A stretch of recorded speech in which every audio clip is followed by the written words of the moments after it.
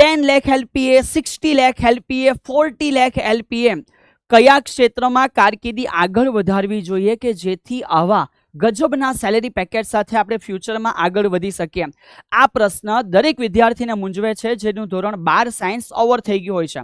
વિદ્યાર્થી મિત્રો, આજના સેશનની અંદર ઝડપથી તમને ઇન્ફોર્મેશન આપવામાં આવશે એવા કયા કયા ક્ષેત્ર છે જેની અંદર આ પેકેજ એ હાલ પણ વ્યક્તિઓને મળી રહ્યા છે અને જ્યારે તમારો અભ્યાસ પૂરો થશે તમને પણ એ મળી શકશે. So let's gate ready. શરૂઆત કરીએ છીએ આજના સેશનની. સર, અમારો ટાર્ગેટ શું છે? વાલા, એ મને થોડીને ખબર હોય. ઝડપથી કોમેન્ટ સેક્શનમાં જણાવી દો તમારો ટાર્ગેટ શું છે. ફ્યુચરમાં કેટલું પેકેજ તમારું હોવું જોઈએ?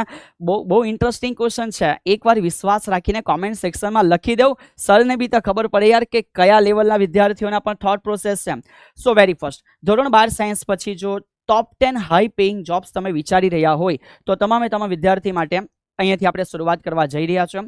કારકિર્દીની સાચી પસંદગી આ બહુ જરૂરી વસ્તુ બની જતી હોય છે જ્યારે ધોરણ 12 સાયન્સ આપણું ખતમ થાય છે બેટા.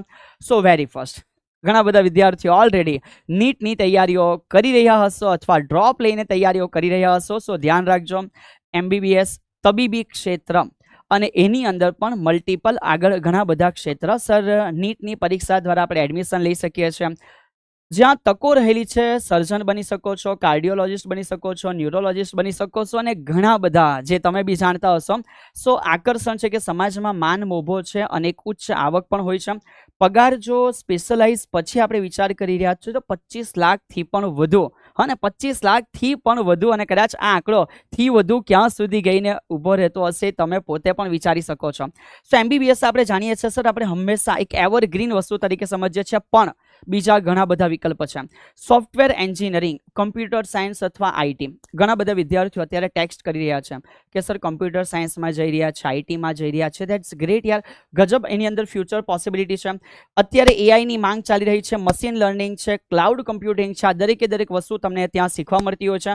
કેટલીક ટેક કંપનીઓની આપણે વાત કરીએ બેટા તો ટોપની અંદર ગૂગલ છે, માઇક્રોસોફ્ટ છે, મેટા છે, એમેઝોન છે. આ તમામ કંપનીઓને આવા જે ભણેલા વ્યક્તિઓ છે એમની જરૂર છે. અને પગાર જો જોવા ગઈએ તો જો ફ્રેશર્સ હશે તો પણ 8 થી 20 લાખ સુધીના પેકેજ મળી રહ્યા છે અને અનુભવ સાથે વ્યક્તિઓ 50 લાખ સુધી, ખરેખર યસ બચ્ચા, ત્યાં સુધી પહોંચી રહ્યા છે. બસ હવે સમય આવી ગયો છે કે એક યોગ્ય નિર્ણય બનાવીએ અને એ દિશાની અંદર પોતાનો આત્મવિશ્વાસ જાળવીને ભણવાની તૈયારી કરવાની શરૂઆત કરીએ. સર યાર, કોમર્શિયલ પાયલોટ બનવામાં આવે. ઘણા વિદ્યાર્થીઓ કદાચ અત્યારે સાયન્સ ભણતા ભણતા મેથ્સ બાયોની અંદર આવા ક્ષેત્રને ભૂલી ગયા હશે. ધોરણ 12 પછી PCM ઓકે અને CPL ટ્રેનિંગ જે તમારી થઈ છે તો ત્યાર પછી તમે જીવનશૈલીની અંદર પોતે આંતરરાષ્ટ્રીય પ્રવાસ અને લક્ઝરી લાઈફને તો સાથે સાથે ઇન્ક્લુડ કરી લેજો. અને શરૂઆતમાં પગાર 1.5 થી 2 લાખ સુધી પ્રતિ માસ, અને જ્યારે વ્યક્તિઓ કેપ્ટન બની જતા હોય છે તો કેપ્ટન તરીકે 6 લાખથી પણ વધારે સેલેરી. સર ખરેખર હા બેટા, 6 લાખથી પણ વધુ સેલેરી ત્યારે હોઈ શકે છે. તો યાર પછી આમાં પૂછવાનું રહ્યું જ શું યાર. અને હરવા ફરવાનું, વિમાનમાં ઉડવાનું, દેશ વિદેશોની સફર અને સાથે આટલું ધાકડ સેલેરી પેકેજ યાર. ચલી, આ બધી તો વાતો થઈ ગઈ, પણ આનાથી પણ ઉપર સાહેબ અમે વધુ સાહસિક વ્યક્તિઓ છીએ, બરાબર. તો એવા વધુ સાહસિક દરેક વિદ્યાર્થીઓ માટે જે મર્ચન્ટ નેવીનો ઓપ્શન છે એ પણ ખુલતો હોય છે.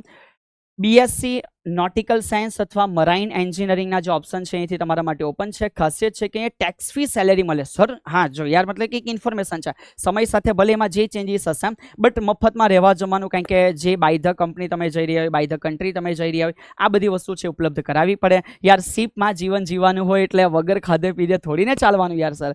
સો એ બધી વાતો તો સહી, પણ જરા સુનો કે સેલેરી 80,000 થી 10 લાખ પ્રતિ માસ. હા, 80,000 થી 10 લાખ પ્રતિ માસ રેન્ક મુજબ વ્યક્તિઓના સેલેરી હોય છે અને કદાચ એ ભવિષ્યની અંદર સમય સાથે વધતા પણ જાય.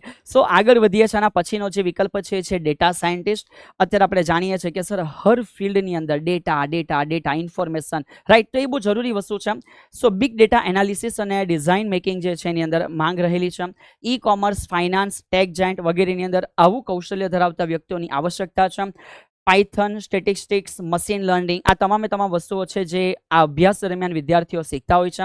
અને જો સેલેરીની વાત કરવામાં આવે તો 11 થી 25 લાખ સુધીની પણ સેલેરી અહીંયા વાર્ષિક વ્યક્તિઓને મળતી હોય છે અને અનુભવથી તો હર વસ્તુમાં વધારો થાય છે તમે જાણો છો. હવે કેટલીક અન્ય બાબતોની હું ઝડપથી ચર્ચા કરી લઉં કે જો તમે કદાચ સાયબર સિક્યોરિટી નામ સાંભળ્યું હોય તો એ પણ બહુ જબરજસ્ત વસ્તુ છે. ડિજિટલ ડેટાની સુરક્ષા કેવી રીતે કરવી, અનએથિકલ જે હેકિંગ છે રોકવા કેવી રીતે, હાઈ પ્રોફાઇલ જોબ તમે એને ગણી શકો છો.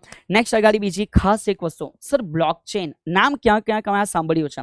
સો ક્રિપ્ટો કરન્સી અને સિક્યોરિટી લેજર જે છે હાલ અત્યારે આપણે લોકોએ ઘણી બધી વસ્તુઓ છે માર્કેટ વિશે સાંભળ્યું પણ એની સાથે સાથે અત્યારે હાલ આ ક્રિપ્ટો ઉપર બી ઘણા બધા વિચારો તમારા દિમાગો સુધી પહોંચ્યા હશે. તો એની અંદર બ્લોકચેન વિશેનો જે અભ્યાસ હોય એવા નિષ્ણાંતોની પણ ભારે માંગ હોય છે અને એઆઈ સ્પેશિયાલિસ્ટ. સો ભવિષ્યમાં સ્માર્ટ મશીન ઓટોમેશન જરા બધી વસ્તુ ચાલતી હશે તો ત્યારે એના જાણકાર વ્યક્તિઓની જરૂર પણ ભવિષ્યમાં પડવાની છે. તો બીજી 3 અલગ અલગ વસ્તુ મેં તમને બતાવી છે. આગળ વધીએ છીએ આના પછી. સો આના પછી છે મેનેજમેન્ટ, MBA. ઘણીવાર એવું લાગે કે સાહેબ યાર સાયન્સ ભણ્યા પછી MBA તરફ અમારે કેમ જવું, થોડું ફિલ્ડ એવું લાગે કે કોમર્સ તરફ જતી રહે છે પણ ઘણા વિદ્યાર્થીઓ હોય છે જે આ ફિલ્ડનું પણ સિલેક્શન કરતા હોય છે. સો સાયન્સ પછી લીડરશિપ. તો જનરલી કેવું થાય કે જે એન્જિનિયરિંગ કરી લેવામાં આવે ત્યાર પછી એટલે કે મેથ્સના વિદ્યાર્થીઓ બેચલર પૂરું કરી દે એ બેચલર પતે પછી માસ્ટર જે છે એ જનરલી MBAની અંદર કરતા હોય છે. એટલે કે એન્જિનિયરિંગ પછી MBA કરવું એ કોર્પોરેટ જગતમાં ટોચ પર પહોંચવાનો શ્રેષ્ઠ માર્ગ છે. IIM નામ તમે બધા સાંભળ્યું હશે, તમે બધા હાલ એમ સાંભળ્યું હશે, IIT, NIT સાંભળ્યું હશે. ક્યાંક આ નામ નહીં સાંભળ્યું હોય તો ધ્યાન રાખજો, આજે એકવાર સર્ચ કરી લેજો. IIM આવી સંસ્થાઓમાંથી પાસ આઉટ થઈને વિદ્યાર્થીઓને કરોડોના પેકેજ મળે છે. તો સરેરાશ પેકેજ IIMમાંથી ભણનાર વિદ્યાર્થીઓનો 35 લાખ એક નાનો ફિગર બતાવવામાં આવે છે પણ 1 કરોડ સુધી પણ જવાની સંભાવના છે. 10મો વિકલ્પ શું છે? સો 10th અત્યારે આ વિકલ્પ પણ ઘણો ઓપન છે વિદ્યાર્થીઓ માટે. ફોરેન્સિક અને રિસર્ચ. સો ક્ષેત્ર છે ફોરેન્સિક સાયન્સ અને બાયોટેકનોલોજી. ક્રાઇમ ઇન્વેસ્ટિગેશન અને જે વેક્સિન છે એના સંશોધનોની અંદર આ વ્યક્તિઓની આપણને જરૂર પડે છે. માંગ છે CBI, CID, ફાર્માસ્યુટિકલ કંપનીઓમાં. સો યાર ગુજરાતની અંદર ઘણી બધી ફાર્માસ્યુટિકલ કંપનીઓ છે. CBI વિશે બી તમે જાણકારી મેળવી હશે અને CID તો સર બચપનથી ફેવરિટ છે યાર, તો ઘણા વિદ્યાર્થીને સ્વપ્ન પણ આવ્યું હશે યાર આપણે બી આ પ્રકારના ઇન્સાનો બનીએ છીએ ઇન્વેસ્ટિગેશન કરે. સો ફોરેન્સિક સાયન્સ અને રિસર્ચની અંદર તમે આગળ વધી શકો છો. સેલેરી જે છે અનુભવી સાયન્ટિસ્ટ માટે 15 થી 30 લાખ સુધી પહોંચી રહેતી હોય છે. સો આ પણ એક ગજબનું પેકેજ છે. સો વિદ્યાર્થીઓ આજે ઓલ ઓવર સર અહીંયા બધી જે અલગ અલગ હાઈએસ્ટ પેઇંગ બ્રાન્ચો છે એના વિશે સમજૂતી આપી છે. ઉતાવળ રાખીને એકવાર ટોટલ ફરી પાછું રિવ્યૂ કરી લઈએ છીએ. MBBS ડોક્ટર જે PCB દ્વારા આગળ વધે છે 15 થી 50 લાખ સુધી. સોફ્ટવેર એન્જિનિયરિંગ PCM દ્વારા 10 થી 40 લાખ સુધી. કોમર્શિયલ પાયલોટ PCM દ્વારા 20 થી 60 લાખ સુધી. ડેટા સાયન્ટિસ્ટ PCM, PCMB બંને ચાલી જશે 12 થી 35 લાખ સુધી અને મર્ચન્ટ નેવી જે PCM દ્વારા છે એ 10 થી 25 લાખ સુધી તમે જઈ શકો છો. સો હજી પણ તમને કોઈ પ્રશ્ન હોય તે પ્રશ્ન બેફિકર ડાઉટ સેક્શનમાં લખી દેજો અને આ ભવિષ્ય તમારું ઉજ્જવળ બને એની શરૂઆત એક વિચારથી જ થતી હોય છે. સો બસ વિચાર બનાવી લેવો અને વિચારની દિશામાં અભ્યાસ આગળ વધારો, ખોજ આગળ વધારો, પોતાના જીવન ઘડતરને આગળ વધારો એટલે તમે એ સફળતા સુધી જરૂરથી પહોંચશો. મળીએ છીએ આવા અવનવા સેશનોની અંદર. ત્યાં સુધી આપના અભ્યાસને પૂરજોશથી આગળ વધારો. સફળતા તમારો ઇંતજાર કરી રહી છે. જય હિન્દ.